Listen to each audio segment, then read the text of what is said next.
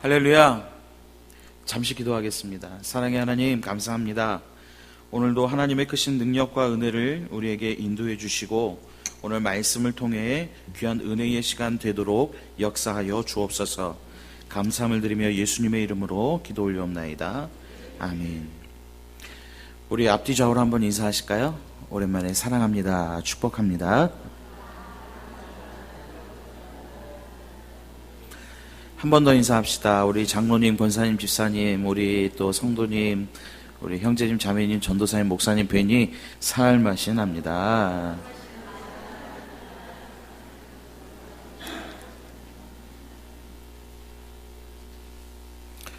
상당히 오랜만에 또 앞에 쓰는 것 같습니다. 오늘 제목은 출소할 일꾼들을 보내주소서.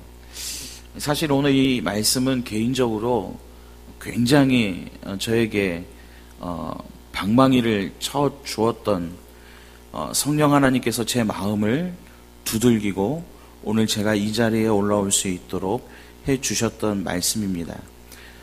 개인적으로는 제가 12살 때 이제 5학년 때죠.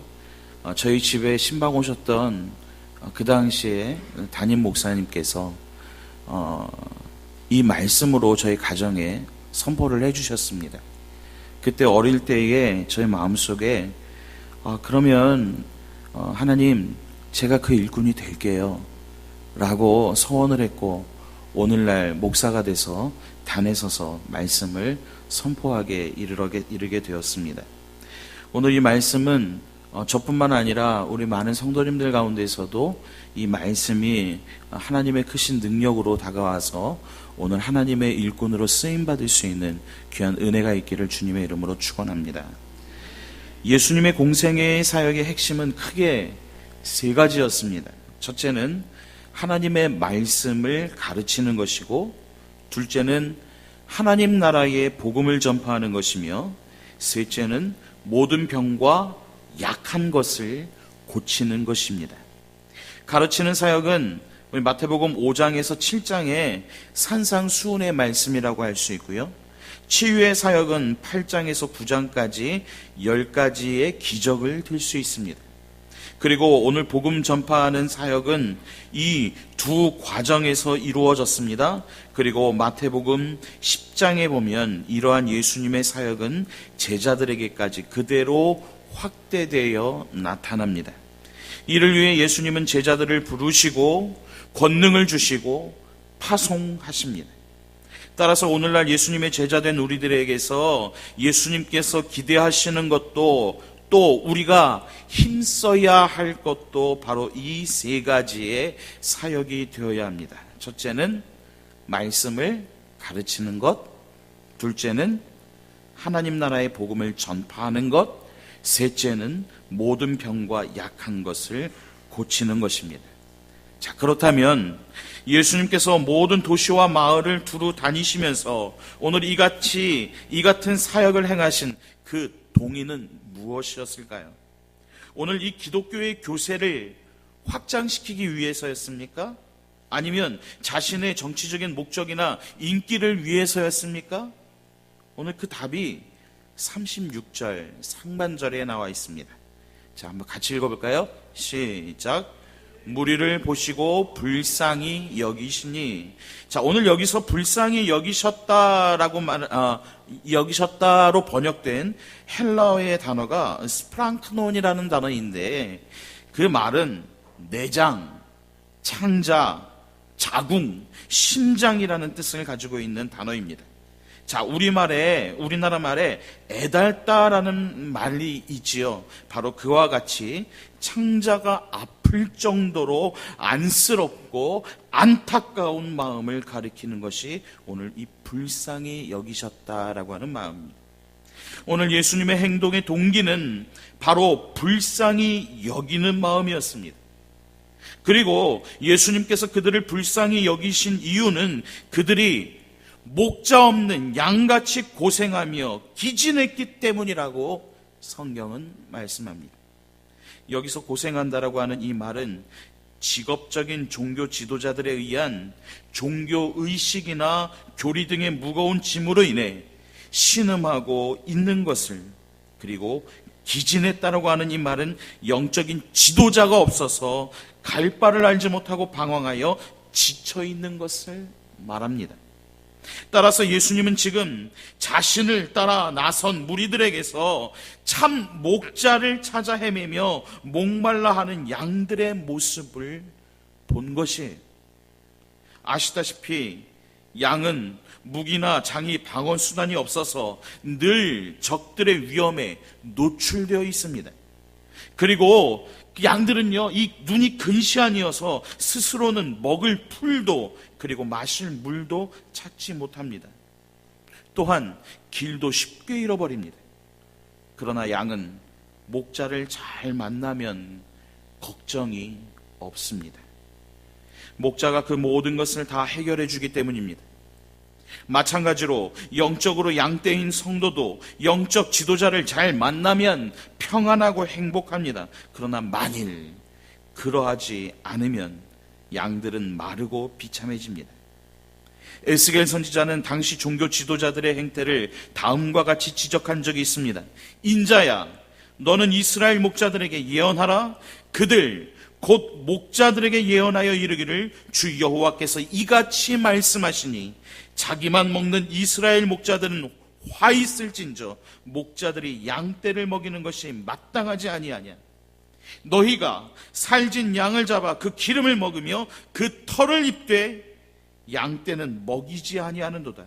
너희가 그 연약한 자를 강하게 아니하며 병든 자를 고치지 아니하며 상한 자를 싸매주지 아니하며 쫓기는 자를 돌아오게 하지 아니하며 잃어버린 자를 찾지 아니하고 다만 포악으로 그것을 다스렸도다. 목자가 없으므로 그것들이 흩어지고 흩어져서 모든 들짐승의 밥이 되었도다 라고 말합니다. 목자의 그릇된 행태가 두 가지로 나타나고 있지요. 자, 첫째의 모습은 어떤 것입니까? 자기의 욕심을 채우는 것입니다. 이는 양을 돌보는 것이 아니라 양들을 이용해 자기 욕심을 채우는 것이죠. 양들을 자기의 성공의 도구나 야망을 성취하기 위한 수단으로 만드는 것입니다. 이는 오늘날 교회 지도자들에게도 똑같이 적용해 볼 수 있습니다. 목회는 양들을 사랑해서 하는 것이 돼야지 양들을 많이 모아서 자기를 과시하려고 해서는 안 된다는 것입니다.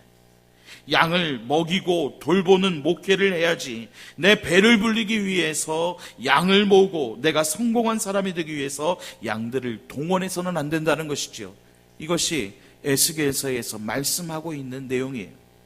두 번째는 연약한 자를 방치하는 것입니다. 당시의 종교 지도자들은 양들을 다그치는 목자들이었어요. 상한 갈대는 상했다고 버리고 꺼져가는 심지는 쓸모없다고 까버렸습니다. 그들이 요구했던 율법 앞에 백성들은 오히려 죄인들로 정죄되었고 하나님의 은혜 밖으로 쫓겨나고 말았습니다.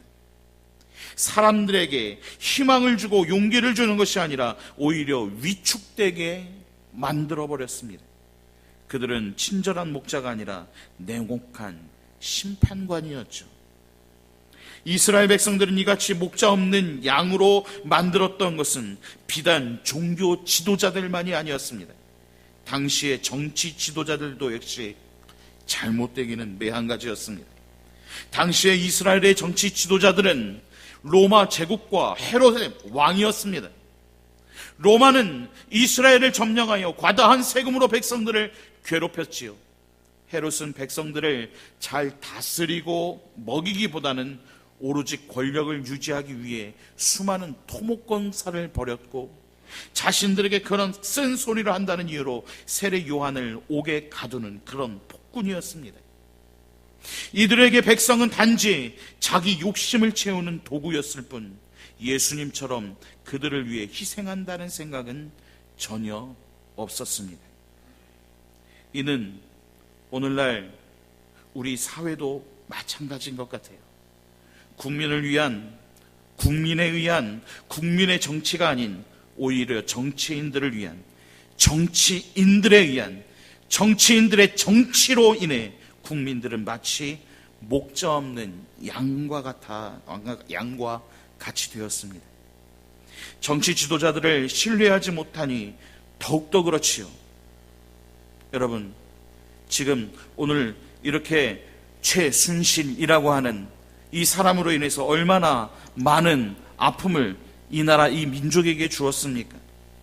대통령이 대통령답지 못함으로 인해서 지금 저 바깥에서는 대통령 하야를 해야 된다는 그런 움직임이 일어나고 있고, 심지어 대통령이 앞으로 임기를 남아있는 그 시간만큼 이 나라 이 백성은 그만큼 더 불행해질 것이다라고 하는 이런 이야기들도 지금 계속 떠돌고 있습니다.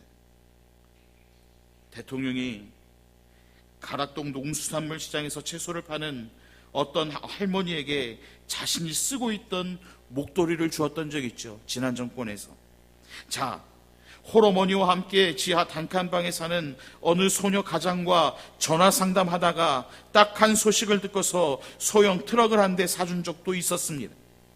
그리고 장애인 아이들로 구성된 합창단이 청와대에서 연주를 할 때에 대통령 내외가 그들을 노래 부르는 모습을 감동받아 하는 모습도 있었지요. TV 화면에 나온 적이 있었습니다. 이는 한 나라의 대통령으로서, 그리고 그 당시에 그 대통령이 장로로서 무리를 불쌍히 여기셨던 예수님의 마음 같다라고도 할 수 있었겠지요. 그러나 진작 낮은 곳을 찾아가고 그들의 고통에 함께 아파했어야 했을 것입니다.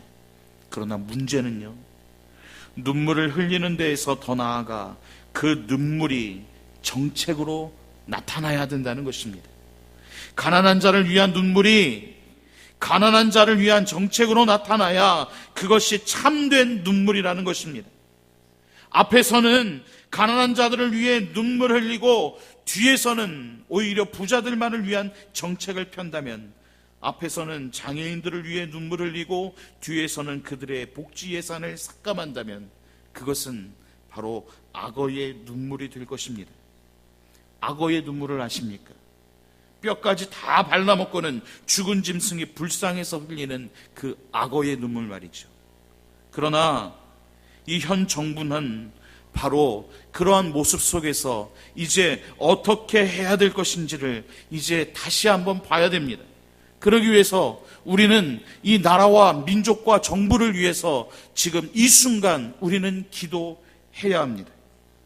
바로 정치가 잘 되고 성공하려면 성경대로 해야만 합니다. 그리고 그것은 공평과 정의를 실천하는 것입니다. 성경에서 공평과 정의라고 말할 때에 그 핵심은 가난한 자를 배려하는 것을 말합니다. 소외된 자와 사회적 약자를 위한 정책이 바로 하나님의 정의이고, 이런 정치를 하면 나라가 평안해질 수 있을 것입니다. 오늘날 우리 사회의 약자는 누구입니까? 저는요, 비정규직이라고 봅니다. 가난한 서민들이라고 생각합니다. 중소상인과 중소기업을 운영하는 분들입니다. 이들을 중심으로 정책을 펴야 합니다. 대기업 위주의 승자 독식과 금융 자본 위주의 신자유주의는 하나님의 뜻에 반하는 것이고, 그리고 양극화만 부추길 뿐입니다. 세상에는 재앙을 가져올 수 있습니다. 지난 미국발 금융 위기가 잘 보여주고 있지 않습니까? 여러분, 부자가 잘 살면 가난한 자도 덩달아 잘 산다는 이 망상에서 깨어나야 합니다. 이제라도요, 하나님의 말씀에 귀를 기울여야 하고, 하나님은 가난한 자를 생각하시는 그 생각하는 정치가 옳은 정치이며 오늘 여기에 세상에 희망이 있다라고 말씀하고 있습니다. 또한 참 목자는 양들을 편파적으로 사랑해서는 안 됩니다. 오른쪽에 있는 양만 사랑하고 왼쪽에 있는 양은 마음에 들지 않는다고 외면해서는 안 된다는 거죠. 또 내 정책을 따르는 사람만 대화하고 나와 다른 생각을 가진 사람을 제외하면 이것 또한 곤란하지요. 반대의 목소리에도 귀를 기울여야 합니다. 그들을 끌어안을 수 있고 가야만 합니다. 모든 양들을 편견 없이 사랑하는 것이, 이것이 바로 참 목자의 마음입니다. 이 마음이 오늘 나라를 안정되게 할 수 있고, 또한 이 사회와 이 나라를 하나 되게 만들 것입니다. 이제라도 우리는 이 나라와 정부를 위해서 그런 나라가 될 수 있도록 기도해야 되고요. 오직 하나님께서 인도해 주시는 그 놀라운 은혜가 무엇인지를 오늘 우리는 정말 믿고 맡겨야 될 거예요. 참 우리는 너무나도 어이없게 이 무당이 휘두르는 바로 그러한 상황 속에서 얼마나 우리는 참 알지도 못한 채 비참하게 이렇게 살아왔습니까? 오늘 우리는 정말 이 나라 이 백성을 목자 없는 양같이 이렇게 유리하며 방황하는 모습이 얼마나 기가 막힌지요. 그러기에 오늘 우리 믿는 그리스도인들은 깨어서 기도해야 합니다. 하나님 앞에 나라와 민족과 또 우리 조국 교회를 위해서 하나님께서 이 나라와 이 백성을 어떻게 사용하실지 오늘 정말 눈물을 흘리며 이 나라를 위해서 기도할 수 있어야 할 것입니다. 목자 없는 양, 그리고 그로 인해 고생하며 기진한 양들을 바라보면 그저 불쌍해서 눈물이 날 것 같은 바로 오늘 그 예수님의 마음을 우리도 품어야 할 것입니다. 그러나 오늘 예수님의 눈은 오히려 희망으로 가득 차 있습니다. 오늘 본문 37절입니다. 다 같이 한번 읽어볼까요? 시작. 이에 제자들에게 이르시되 추수할 것은 많되 일꾼은 적으니. 오늘 그곳은 목자 없는 황량한 벌판이 아니라 다 휘어져 추수할 때를 기다리고 있는 풍요로운 밭이라는 것입니다. 어떻게 이런 일이 가능할까요? 사실 잘못된 지도자나 사꾼 목자는 잃은 것이 오히려 복일지도 모릅니다. 왜냐하면 그럴 때에 참 목자를 만날 수 있기 때문입니다. 거짓 목자를 손을 붙잡고 있는 한 우리는 참 목자를 만날 수 없습니다. 우리는 목자 없는 양같이 불쌍한 존재들이지만 그들은 세상의 목자를 잃었기 때문에 영혼의 목자이신 예수님께로 나올 수 있었고, 또 거짓 목자를 잃었기 때문에 참 목자이신 예수님을 만날 수 있었던 것입니다. 이것이 바로 하나님 나라의 역설입니다. 어둠이 짙고 세상의 희망이 사라지기 시작한 곳에서 하나님의 나라는 찬란히 빛납니다. 위기는 오히려 위대한 기회입니다. 황금 만능주의와 물질에 대한 끝없는 탐욕이 금융의 위기를 만들었고, 그래서 수많은 사람들이 고통 가운데 있지만 이번 일로 인해 하나님을 찾는 사람들이, 그리고 교회를 출석하는 사람들이 많이 늘어날 수 있었습니다. 오히려 위기는 역설적으로 하나님의 의대를 체험할 수 있는 좋은 기회입니다. 하나님께서는 평생 물질만을 위해서 살아오다가 한순간에 휴지 조각으로 날아간 그 허망한 이면에 있는 그 영원한 것을 착취와 경쟁보다는 오히려 조화와 사랑을, 그리고 이기심보다는 더불어 살아가는 인간다운 삶을 갈망하는 무리들의 눈길을 읽으신 것입니다. 위기는 이 세상의 본질을 폭로합니다. 따라서 우리는 위기가 올 때마다 하나님께로 돌아가야 해요. 하나님의 말씀으로 돌아가야 합니다. 진실로 영원하며 가치가 있으며 우리를 만족해 할 수 있는 것에 눈을 돌릴 때입니다. 그런 의미에서 오늘 예수님은 휘어져 추수할 때가 되었다라고 하는 오늘 이 희망의 말씀을 하고 계시는 겁니다. 교회는 바로 이러한 희망의 눈을 가지고 있어야 합니다. 예수님은 추수할 것은 많되 추수할 일꾼은 적다라고 하시며 제자들에게 하나님께 기도하여 추수할 일꾼을 보내달라고 요청하셨습니다. 진정 기도가 필요할 때이죠. 위기의 때에는 준비된 주님의 일꾼들이 필요합니다. 그들을 보내달라고 기도해야 돼요. 정치, 경제, 사회, 문화 각 영역에서 우리 민족을 하나님의 말씀 위에서 새롭게 건설할 하나님의 사람들을 보내달라고 기도해야 합니다. 특별히 이번 이 시기에 오늘 우리는 너무나도 기도가 필요한 시점에 나와 있습니다. 나라와 민족을 위해서도 기도해야 되겠지만 오늘 우리는 바로 11월 13일 날 있을 우리 BIP 초청 늘사랑 축제를 위해서도 기도해야 됩니다. 하나님께서 기뻐하시는 사람들이, 오늘 하나님께서 인도하시는 사람들이 오늘 이 일들을 감당하며 오직 하나님의 놀라운 그 은혜와 하나님의 사랑을 가지고 이 일들을 감당할 수 있는 우리 일꾼들을 인도해 주시옵소서. 그리고 오늘 그 한 영혼 한 영혼을 주님의 뜻 가운데 불러주시며 오늘도 하나님께서 함께 하시는 이 나라, 이 백성, 그리고 우리 교회가 되게 해달라고 기도해야 됩니다.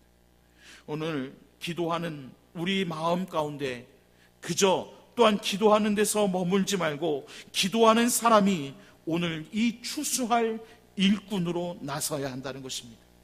예수님은 제자들에게 추수할 일꾼을 보내달라고 기도하라고 명령하신 지 얼마 되지 않아 오늘 그 제자들을 추수꾼으로 파송하십니다.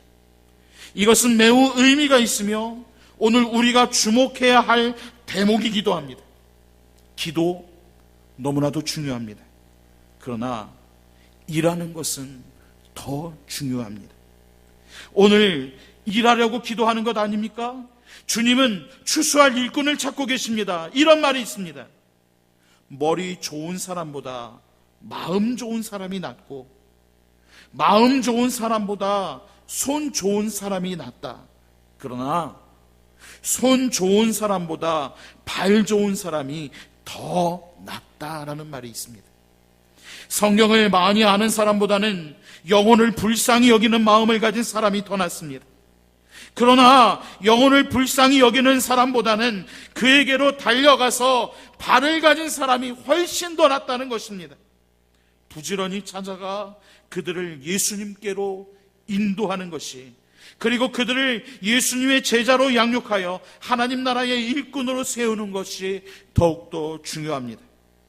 우리를 하나님 나라의 추수할 일꾼으로 부르신 예수님은 오늘 우리를 통해서 또 다른 사람을 추수꾼으로 부르십니다. 오늘 이 부르심에 기쁨으로 순종하며 또한 그분을 따라가 나설 수 있는 우리 모두가 될 수 있기를 주님의 이름으로 축원합니다. 오늘 가만히 전도, 가만히 있지 말고요. 어떻게 할까요? 어떻게 해요? 가만히 다가가서 어떻게 해요? 만나고 그 다음에 이야기하자. 오늘 이 말씀을 듣고 우리 교회가 하나님께서 맡겨주신 이 가만히 전도, 그리고 하나님의 놀라운 그 은혜를 체험하며 이 시간에 하나님께서 함께 인도해 주실 그 놀라운 은혜들을 바라보며 나갈 수 있는 우리 모든 성도들이 될 수 있기를 주의 이름으로 축원합니다.